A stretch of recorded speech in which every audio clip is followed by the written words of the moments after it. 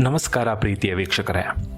ಇಂದಿನ ಸಂಚಿಕೆಯಲ್ಲಿ ಕೈಕೇಯಿ ತುಂಬ ಒಳ್ಳೆಯವಳಾದರೂ ಮಂಥರೆಯು ಹೇಗೆ ಅವಳಿಗೆ ದುರ್ಬುದ್ಧಿಯನ್ನು ತುಂಬಿದಳು ಎಂಬುದರ ಬಗ್ಗೆ ಸವಿವರವಾಗಿ ತಿಳಿದುಕೊಳ್ಳೋಣ. ವಿಡಿಯೋವನ್ನು ಕೊನೆಯ ತನಕ ವೀಕ್ಷಿಸಿ. ಭಾರತ ಕಥಾ.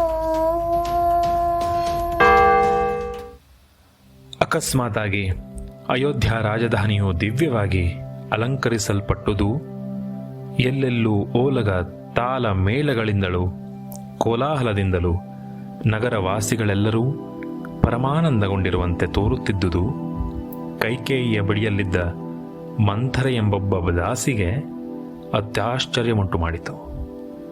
ಮಂಥರೆಯು ಕೈಕೇಯಿಯ ತವರು ಮನೆಯಿಂದ ಅವಳೊಂದಿಗೆ ಬಂದು ಆಕೆಗೆ ದಶರಥನೊಂದಿಗೆ ವಿವಾಹವಾದಾಗಿನಿಂದಲೂ ಅಯೋಧ್ಯೆಯಲ್ಲೇ ಕೈಕೇಯಿಯ ಬಳಿಯಲ್ಲೇ ಸೇವೆ ಮಾಡಿಕೊಂಡಿದ್ದಳು.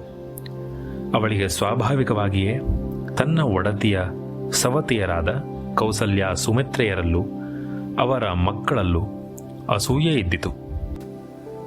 ಈಗ ಶ್ರೀರಾಮನ ಪಟ್ಟಾಭಿಷೇಕವೆಂಬ ವಾರ್ತೆಯನ್ನು ಕೇಳಿ ಹೇಗೆ ತಾನೇ ಸಹಿಸಬಲ್ಲಳು?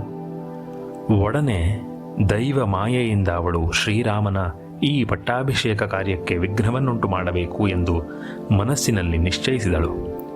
ತರುವಾಯ ಲೇಷ ಮಾತ್ರವೂ ಸಾವಕಾಶ ಮಾಡದೆ ಕೈಕೇಯಿಯು ಮಲಗಿದ್ದ ಮನೆಗೆ ಹೋಗಿ ಆಕೆಯನ್ನು ತಟ್ಟಿ ಎಬ್ಬಿಸಿ, ಎಲೆ ಮರುಳೆ, ಅಗಾಧವಾದ ವಿಪತ್ತು ಪ್ರಾಪ್ತವಾಗಿರುವಾಗಲೂ ಇನ್ನೂ ನಿಶ್ಚಿಂತಳಾಗಿ ಮಲಗಿರುವೆಯಾ? ಏಳು, ನನ್ನ ಪತಿಯಾದ ದಶರಥನಿಗೆ ನನ್ನ ಮೇಲೆ ವಿಶೇಷ ಪ್ರೀತಿ ಇದೆ ಎಂದು ಹೇಳಿಕೊಳ್ಳುತ್ತಿದ್ದೆಯಲ್ಲವೇ? ಈಗ ನೋಡು, ನಿನ್ನ ವಿಷಯದಲ್ಲಿ ಆತನು ತೋರಿಸುತ್ತಿದ್ದ ಪ್ರೇಮವೆಲ್ಲವೂ ಕೇವಲ ನಿನ್ನಲ್ಲಿ ಭೋಗಪಡುವುದಕ್ಕಾಗಿ ತೋರಿಸುತ್ತಿದ್ದ ಕಪಟ ಪ್ರೇಮವೆಂಬುದು ಈಗ ಸ್ಪಷ್ಟವಾಗಿದೆ ಎಂದು ನುಡಿದು ಬಿಟ್ಟಳು.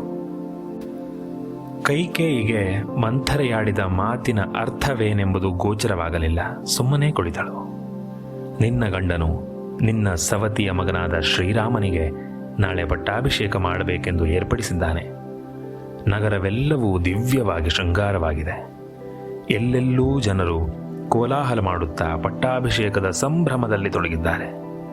ಭರತನನ್ನು ಊರಿಂದ ಆಚೆಗೆ ಸಾಗಿಸಿ ನಿನ್ನವರಾರೂ ಇಲ್ಲಿ ಇಲ್ಲದ ವೇಳೆಯಲ್ಲಿ ನಿನ್ನ ಪತಿಯು ನಿನ್ನ ವಿರೋಧಿಗಳ ವಶಕ್ಕೆ ರಾಜ್ಯವನ್ನು ವಹಿಸಿ ನಿಮ್ಮನ್ನು ಪರದೇಶಿಗಳನ್ನಾಗಿ ಮಾಡಲು ಕಲ್ಪಿಸಿರುವ ಈ ಯೋಚನೆಯ ಮರ್ಮವು ನಿನಗೆ ತಿಳಿಯಲಿಲ್ಲವೇ? ಶ್ರೀರಾಮನಿಗೆ ರಾಜ್ಯವಾದರೆ ನಿನ್ನ ಮಗ ಭರತನು ಅವನಿಗೆ ದಾಸನಾಗುವನಲ್ಲವೇ? ತರುವಾಯ ನಿನ್ನ ಸ್ಥಿತಿ ಏನಾಗುವುದು ಬಲ್ಲೆಯ? ನೀನೂ ರಾಜಮಾತೆಯಾದ ಕೌಸಲ್ಯಗೆ ದಾಸಿ ಎನಿಸಿಕೊಂಡು ಬಿದ್ದಿರಬೇಕಾದ ದುರ್ವಿಧಿಯು ಪ್ರಾಪ್ತಿಸುವುದೆಂಬ ಯೋಚನೆಯಾದರೂ ನಿನಗಿದೆಯಾ? ತಾಯೇ, ನಿನಗೆ ಈಗ ಪ್ರಾಪ್ತವಾಗಿರುವ ಈ ಮಹತ್ ಸಂಕಟವನ್ನು ಯೋಚಿಸಿ ಒಡನೆ ಇದಕ್ಕೆ ಪ್ರತೀಕಾರವನ್ನು ಮಾಡಬೇಕು. ಹಾಗಿಲ್ಲದಿದ್ದಲ್ಲಿ ಎಲ್ಲವೂ ಕೈಮೀರಿ ಹೋಗುವುದು ಎಂದು ನುಡಿದಳು. ಮಂಥರೆಯ ಮಾತುಗಳಿಂದ ಕೈಕೇಯಿಗೆ ಯಾವ ಬಗೆಯ ಉದ್ವೇಗವೂ ಉಂಟಾಗಲಿಲ್ಲ. ಏನು, ನಮ್ಮ ರಾಮನಿಗೆ ನಾಳೆ ಪಟ್ಟಾಭಿಷೇಕವಾಗುವುದೇ? ಬಹುಸಂತೋಷ ವಾರ್ತೆ ಎಂದು ನುಡಿದು ತನ್ನ ಕೊರಳಲ್ಲಿದ್ದ ಜೋಮಾಲೆಯೊಂದನ್ನು ಆ ಮಂಥರೆಗೆ ಆ ಶುಭವಾರ್ತೆಯನ್ನು ಹೇಳಿದ್ದಕ್ಕಾಗಿ ಬಹುಮಾನವಾಗಿ ಕೂಡ ಹೋದಳು. ಸ್ವಾಭಾವಿಕವಾಗಿಯೇ ನಿಷ್ಕಲ್ಮಶ ಚಿತ್ತಳಾದ ಕೈಕೇಯಿಯು ಶ್ರೀರಾಮನ ಅಭ್ಯುದಯಕ್ಕಾಗಿ ಹೃತ್ಪೂರ್ವಕ ಸಂತೋಷಗೊಂಡಿದ್ದಳು. ಕೈಕೇಯಿಯಾಡಿದ ಮಾತುಗಳು ಆ ದುಷ್ಟ ಮಂಥರೆಗೆ ಪರಮಾಶ್ಚರ್ಯವನ್ನುಂಟು ಮಾಡಿದವು. ಆದರೆ ಆ ಮಾತುಗಳಿಗಾಗಿ ಅವಳೇನೂ ಹತಾಶಳಾಗಲಿಲ್ಲ.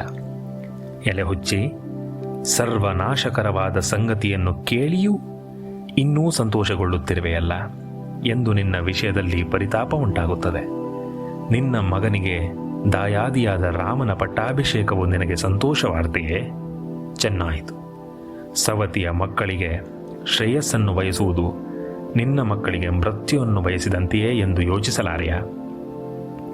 ರಾಮನಿಗೆ ರಾಜ್ಯವು ಲಭ್ಯವಾಯಿತೆಂದರೆ ಅವನು ತನ್ನ ತಾಯಿ ಮುಂತಾದ ಆಪ್ತರ ಮಾತುಗಳಿಗೊಳಗಾಗಿ ರಾಜ್ಯದಲ್ಲಿ ತನ್ನ ಶ್ರೇಯಸ್ಸಿಗೆ ವಿಘ್ನಕಾರಿಯಾದವರನ್ನೆಲ್ಲ ತಲೆ ಎತ್ತದಂತೆ ಅಡಗಿಸಿಟ್ಟು ತಾನಾಗಿ ಸುಖ ಸಂತೋಷಗಳನ್ನು ಅನುಭವಿಸನೆಂಬುದು.